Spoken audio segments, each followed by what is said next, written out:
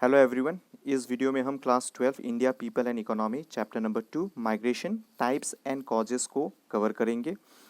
इसमें हम इन 6 टॉपिकों को डिस्कस करेंगे। माइग्रेशन असल में होता क्या है? जब ह्यूमन एक जगह से दूसरे जगह में मूव करता है परमानेंटली या टेम्पोरली, उसको माइग्रेशन कहते हैं। माइग्रेशन एक इंटीग्रल पार्ट है किसी भी जगह के पॉपुलेशन को रीडिस्ट्रीब्यूट करने के लिए डिफरेंट टाइम्स और स्पेस में।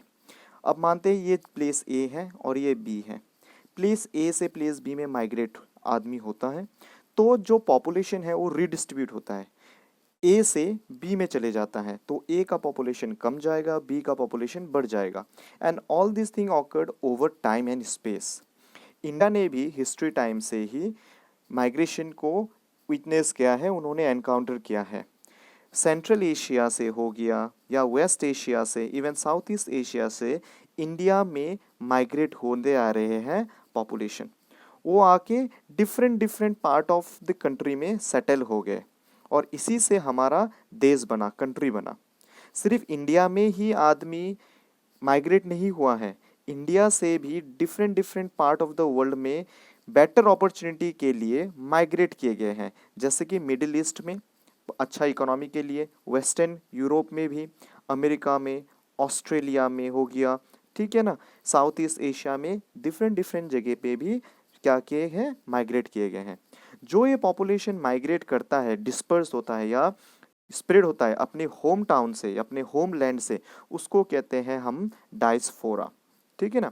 ये डायस्पोरा जो है spreading of their population. Indian diaspora जो है इंडिया से पॉपुलेशन दूसरे देशों में सेटल हो गया।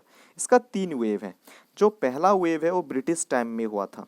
ब्रिटिश टाइम में जो इंडेंजर्ड लेबर्स थे उनको दूसरे दूसरे देशों में आपका लेबर के दौरान लेबर के तरह से, जैसे प्लांटेशन वर्कर के हिसाब से उनको भेजा गया था। ब्रिटिश ने यूपी से, उत्तर प्रदेश से और बिहार से कैरेबियन आइलैंड्स जैसे कि आपको ट्रिनिडा हो गया या टोबागो हो गया, मॉरिशियस हो गया, फिजी हो गया या साउथ अफ्रीका हो गया, उधर पे अब प्लांटेशन वर्कर के लिए उनको भेजा गया था। उसी तरह से आपका फ्रेंच एंड डच लोगों ने भी ग्वाडिलोप हो गया, सूरीनाम हो गया, ठीक है, गयाना हो गया, रियूनियन आइलैंड हो गया, इनमें भी इन्होंने भेजा था।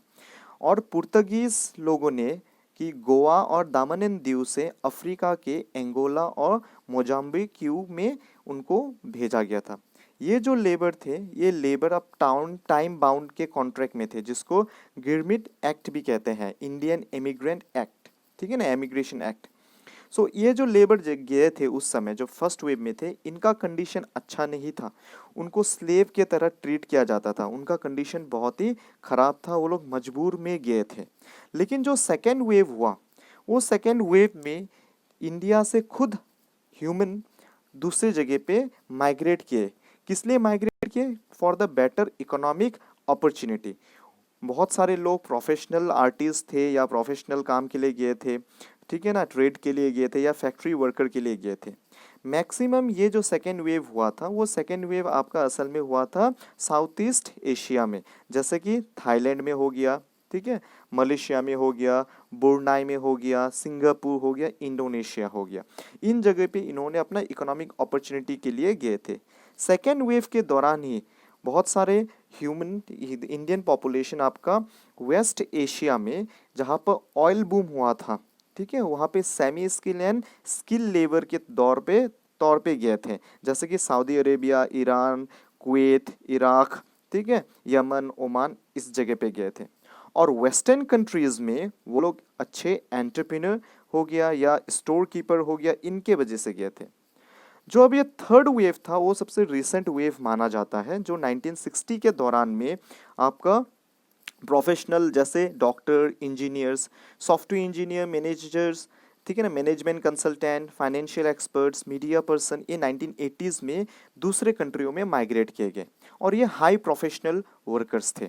और ये लोग माइग्रेट किए गए थे आपका यूएसए हो गया, कनाडा हो गया, ठीक है, यूके हो गया यूरोप में, या जर्मनी हो गया, ठीक है, न्यूजीलैंड या ऑस्ट्रेलिया में इन्होंने माइग्रेट किया था।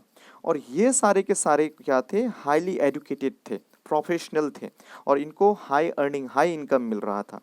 और 90s में लिबरलाइजेशन जब इंडिया में इंट्रोड्यूस किया था तो इंडियन एमिग्रेशन एक मोस्ट पावरफुल डायस्पोरा बन गया था पूरे वर्ल्ड में। और ये इंडियन डायस्पोरा इंडिया के लिए बहुत ज़्यादा बेनिफिट था क्योंकि इनको रेमिटेंस मिल रहा था, दूसरे कंट्री से इनको पैसा मिल रहा था क्योंकि इंडियन पॉपुलेशन उधर काम कर रहे थे। ठीक है, सो इसी तरह से इंडियन जो डायस्पोरा है वो 110 कंट्री में लगभग स्प्रेड है। ओके, अब ये जो माइग्रेशन के बारे में हमें पता चला वो किससे पता चला? वो सब पता चला हमें सेंसस से। सेंसस ये माइग्रेशन का इंफॉर्मेशन को रिकॉर्ड करके रखते हैं। सबसे पहला जो माइग्रेशन का रिकॉर्ड स्टार्ट हुआ था पहले सेंसस में जो 1881 में किया गया था, और उस समय सिर्फ प्लेस ऑफ बर्थ के हिसाब से ही माइग्रेशन को नोट किया रखते थे कि वो जन्म कहाँ लिया था और कहाँ पर अभी सेटल हुए हैं। लेकिन टाइम जाने के बाद नया नया क्वेश्चंस ऐड होना शुरू कर दिया, नया नया इंफॉर्मेशन ऐड करना शुरू किया। 1961 के सेंसस में 2 एडिशनल कंपोनेंट इंक्लूड किया। पहला कि प्लेस ऑफ बर्थ तो पहले से था, लेकिन अब ये हुआ कि वो रूरल एरिया है, विलेज है कि टाउन है।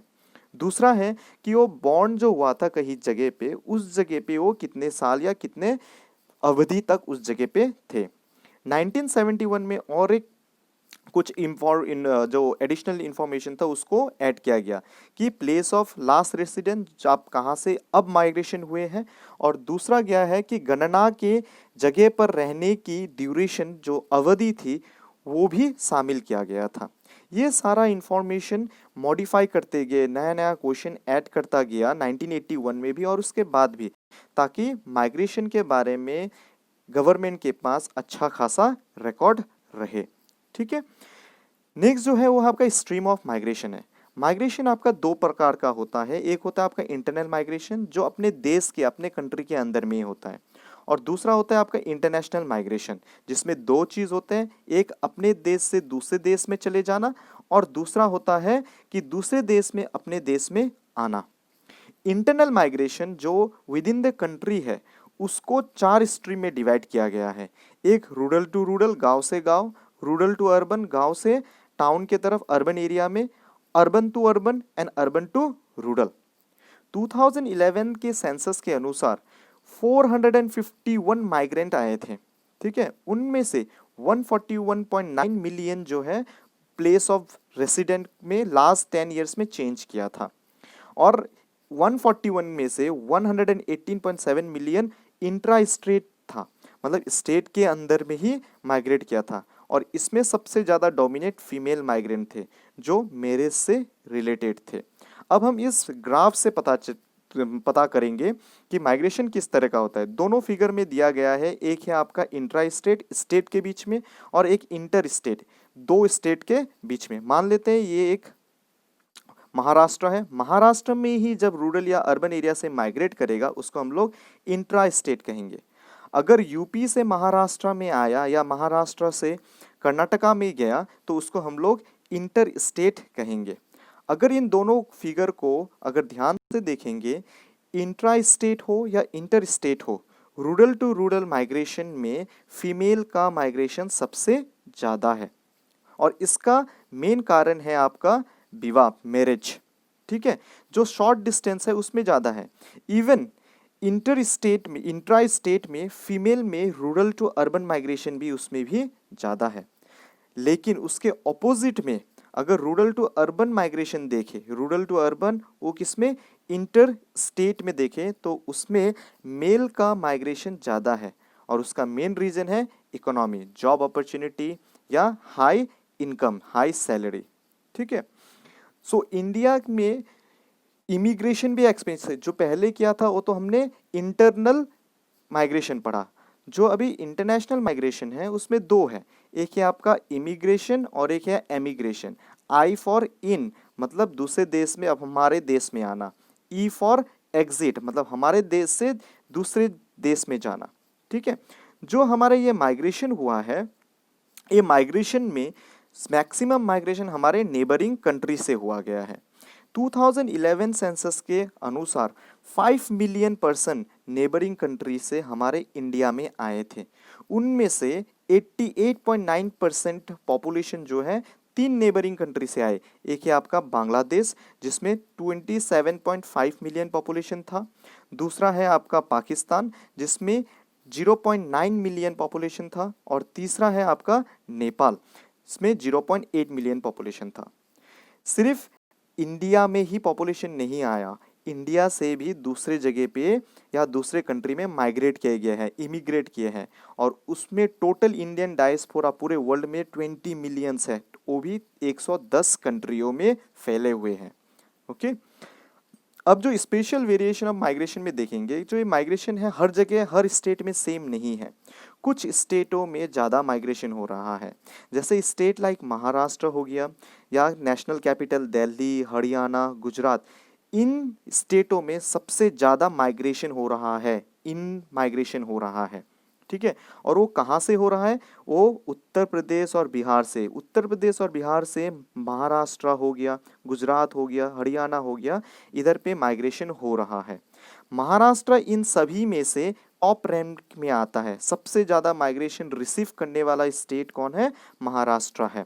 2.3 मिलियन पॉपुलेशन हमेशा हर इस जगह पे आ रहा है।